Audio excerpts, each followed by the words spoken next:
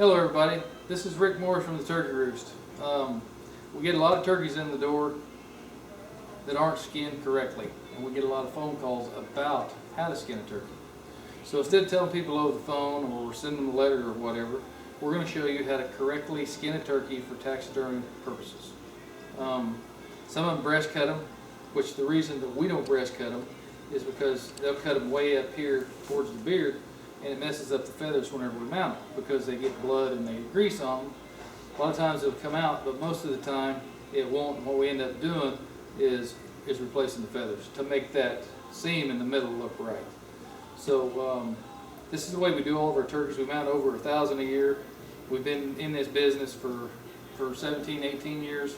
So this is what works best for us. Here's my son Drake. Me and him mount all the turkeys in the shop, and he's going to show you how to skin a turkey the right way. And usually the boy's pretty fast at it, but Dave's going to slow it way down. So what we do is you start at the scales on the drumstick. Try not to cut too deep into the meat, and what you're going to do is cut it straight across to the other side. And if you look at turkey feet, they're kind of like our hands, and you want the thumbs pointed up.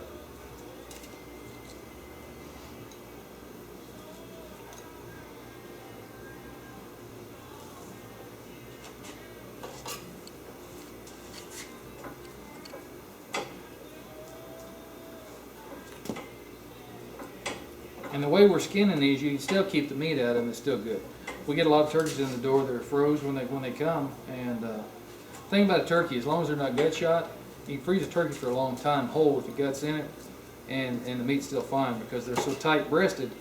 The cartilage stuff keeps the smell from going up into the meat, unlike a deer. So what Drake's doing is he's skinning off around the drumsticks, and he's going to run his hand in there and peel the skin off around the drumstick. And then where the drumstick hits the thigh, he's going to cut it off right at that joint. And if you're sending it, wherever you send it, some people don't use the drumsticks, we do. It's just an extra part we don't have to buy. We use a drumstick bone. A lot of guys, they don't use it, but we found this best. So here he is, see that joint right there between the drumstick and the thigh? He's cutting all that loose. What you do is cut through the meat, and you got to watch before you cut through the meat. You're going right to the skin, and you'll cut through the skin. Which in birds it's not a big deal because you got all the feathers to cover it up. In deer it's different because the hair does not hide holes as good as feathers does. So he's going to pull the skin up towards the craw area on the breast as far as he can. Loosen up the skin. Now he's going to work down towards the vent. Now above the vent, he's going to trim it down against the meat. You want to try to leave all the fat, all the meat on the carcass, not on the skin. Although we can take it off pretty fast here, some of them don't like it. So he's going to skin it down all the way to the vent, not on the outside of the vent, on the inside, cut through that. And where you'll come out is you'll come right to the base of the tail. If you're looking at like a Christmas or a Thanksgiving turkey, that big ball of meat on the end that holds the tail feathers, he's cutting off above that. And he wants that to stay on the tail with the cape.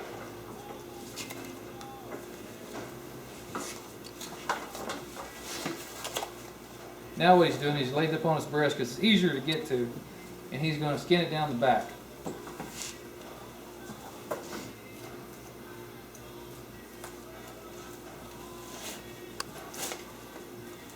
A lot of times you can use your fingers on this. Turkey skins are pretty tough. People don't realize that, but they're pretty tough.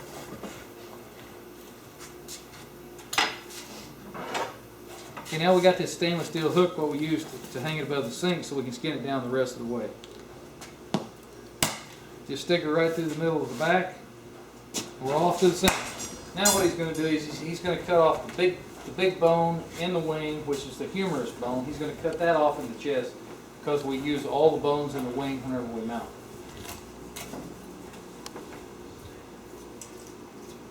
And as you skin, you got to watch it pretty close. After you go through that joint, you'll hit skin, so you want to cut it real light or you'll cut back through the skin.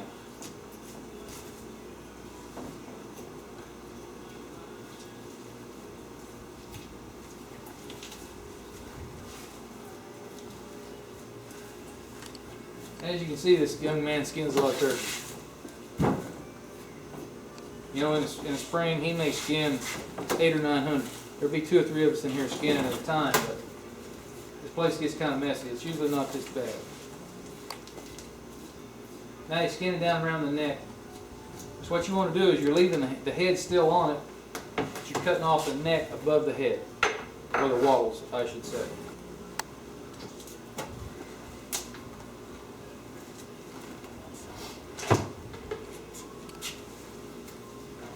We hang these above the sink because when they're fresh, they usually bleed a lot. And whenever you get that in the sink like that, you're skinning it and they're fresh kills, that blood will run everywhere. So you want to pull the tail out from the sink so all the blood runs in the sink. There you go, that's all there is. From this, you can see all these turkeys that we do. We got good results with the way we do it. It's been tried and proven for a lot of years. And you don't hardly see a dirty turkey. A lot of it's because of the way we wash them. We've had a lot of experience how to wash them and how to freeze them. The biggest thing is if somebody brings one into us that's been not treated very well, we can't fix a turkey that's tore up with that skin. What we do is we have to replace feathers.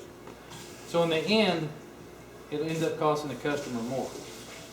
So this is an order. This is just an average order for us. We'll do more than this a month, but we can do any pose anybody wants. So if you need more information, check us out on the Turkey Roost. That's our website, and we also have Turkey Roost Facebook. All right. Thank you very much.